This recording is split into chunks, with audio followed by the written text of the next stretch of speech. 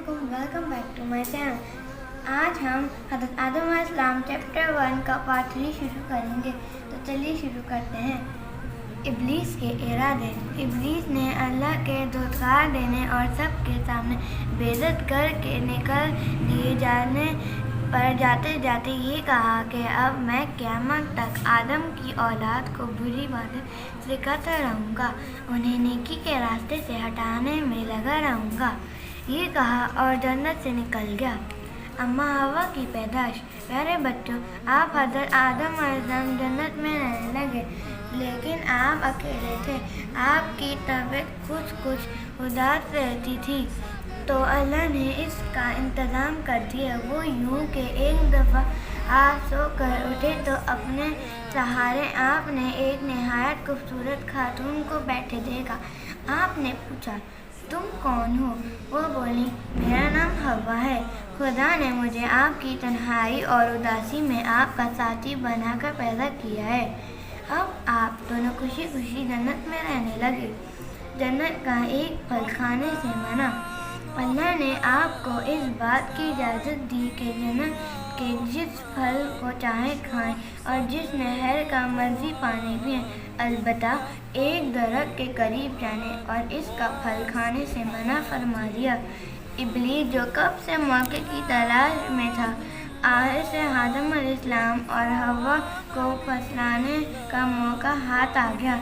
चुनांचे वो चोरी चोरी जन्नत में दाखिल होकर आदम अलैहिस्सलाम और हव्वा के पास आया और कहने लगा, मैं तुम्हारा दोस्त हूँ, है ख्वाह हूँ, तुम्हारा भला चाहता हूँ, तुम्हारा दुश्मन नहीं। मेरी बात मानो तो इस दरख्त के फल को खा कर देखो।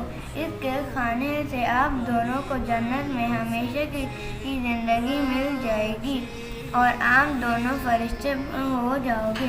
अगर आखिर का शैतान ने आदम अलैहिस्सलाम और हव्वा को इस फल के खाने पर आमादा कर ही लिया। अल्लाह की नाराज़गी। प्यारे बच्चों, शैतान के कहने में आकर आदम अलैहिस्सलाम और हव्वा दोनों ने इस दरख्त का फल खा लिया, हालांकि अल्लाह ने इसे खाने से इनको मना फरमा रखा था। अब अल्लाह का हुक्म टूट गया तो अल्लाह बेहद नाराज़ हो गया। आदम अलैहिस्सलाम और हव्वा की शर्मिंदगी। अब आदम अलैहिस्सलाम और हव्वा दोनों बहुत शर्मिंदा हुए कि ये हम दोनों क्या कर बैठे हैं।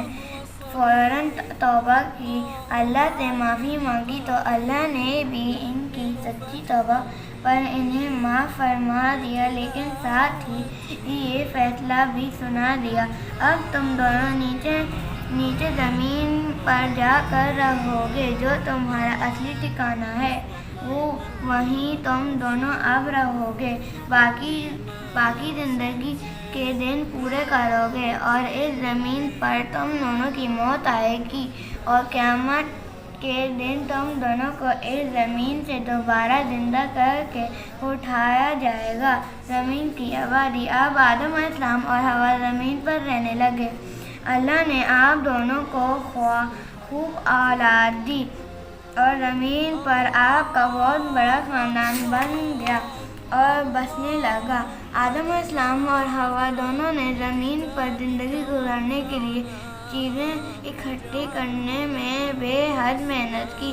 खेती बाड़ी की, फले उगाए, नहरें बनाई, कुएं बनाए, जानवर पाले, इनकी ऊन से गर्मी सर्दी के कपड़े बनाए, रहने को मकान बनाए, गर्द बहुत कुछ किया। कल की बाकी का चैप्टर हम कल पढ़ेंगे। अल्लाह हाफ़िज़।